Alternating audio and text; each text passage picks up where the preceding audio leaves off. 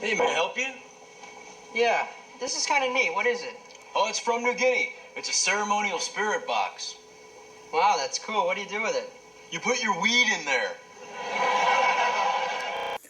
Folks, we are heading back into the silly season, which is the return of these stupid videos about Dybbuk boxes. Now, I wanted to share a story about this particular box. This is a box from Jerusalem, and I bought it at a car boot sale, and that owner had told me that he had bought it from another car boot sale, and when he asked the people that sold it to him, they claimed that they got this from a house clearance, and when the last owner had purchased this, there was some string around it, and it was sealed with wax. Now, I could take his story with a pinch of salt, but actually I did see when I bought it there was a few areas where the wax was left. But this particular person that sold me this box, the reason why he bought it was he wanted something to put his weed in. He did not believe in Dybbuk boxes, but he bought this box sealed.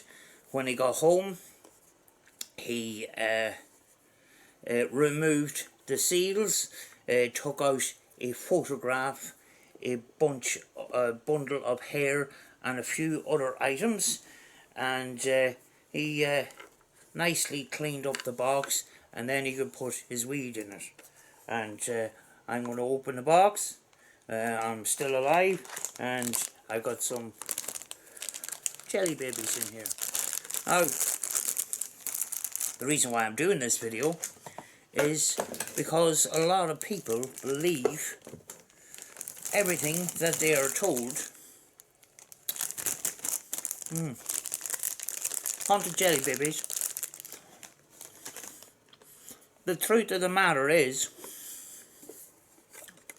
you will get a lot of these boxes on eBay sealed.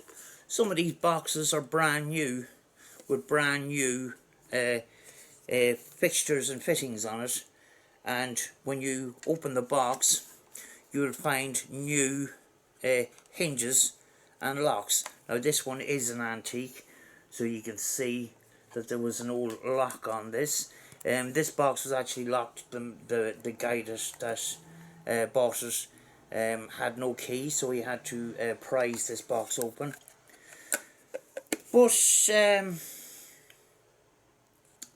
the thing about this, you know, you will find some strange items in these Dybbuk boxes and stuff, and you know, I don't believe it. I think it's a load of rubbish. I think it's trend. The word Dybbuk is trending on YouTube, and it's starting to trend again. There is no scientific proof that people have been affected by these boxes.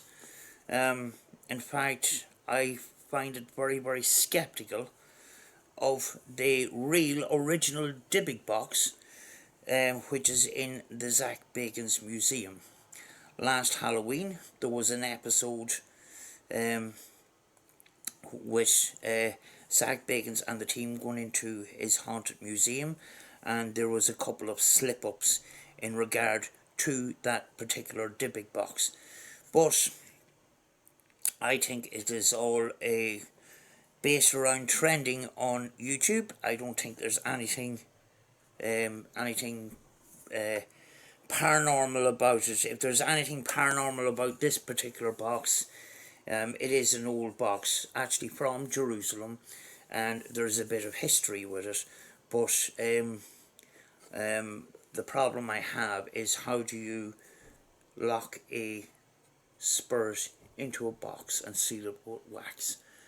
There's no way of scientifically proving that.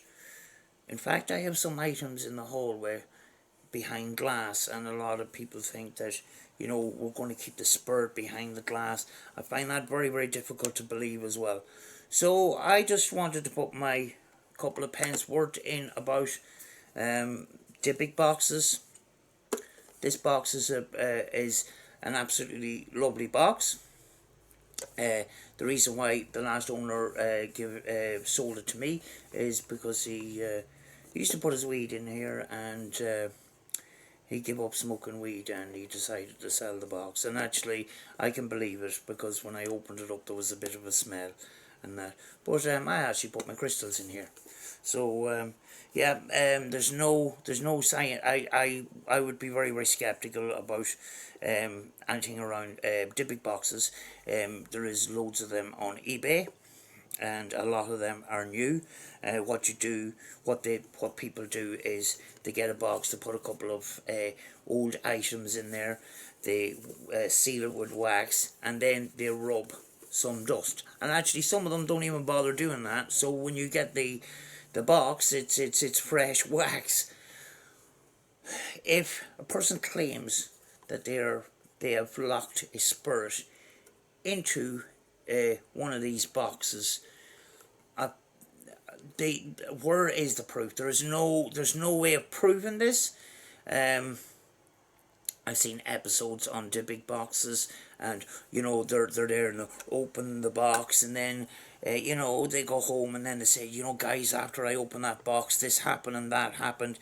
Very often it's either made up to entertain the public, or they are experiencing bad things, which we all do. You know, somebody goes home and they slip on the wet floor in the bathroom, and you know, they associate that with an experience of the so-called paranormal a couple hours before that. So my thoughts on the Dybbuk box is it's a big load of shit, and I would take everything with a pinch of salt. But that is my story about this particular box. It actually has an interesting history, because, you know, it came out of this a house after the person that owned the house died, and a lot of the stuff was being sold off, and this was sealed up. You know, it was very, very strange. Whether it's true or not, I do not know. But I do know that there was wax in places where the last owner couldn't get all the wax off. But other than that, they cleaned it up quite well. But the last owner, he bought it for a particular purpose, and that's, you know, nothing bad happened to him.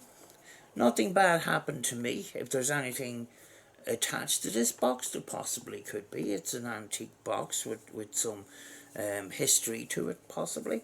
But Dybbuk boxes, a trending thing on YouTube and on eBay and some of those particular sites. As far as I'm concerned, nothing to do with the paranormal. A lot of people don't realize this, but you can put your weed in there. Oh. This is great. Hey, is that your Volkswagen van parked out front? Look, man, there's nothing in here that you could put weed into. I just want to tell you you left your lights on. I turned them off for you. Okay, maybe there's some things in here that you could put tobacco into, or incense or spices into, but definitely not weed. What the hell? Pete, where do you keep your weed, though? Oh, that's good. I don't have one of those. Sure.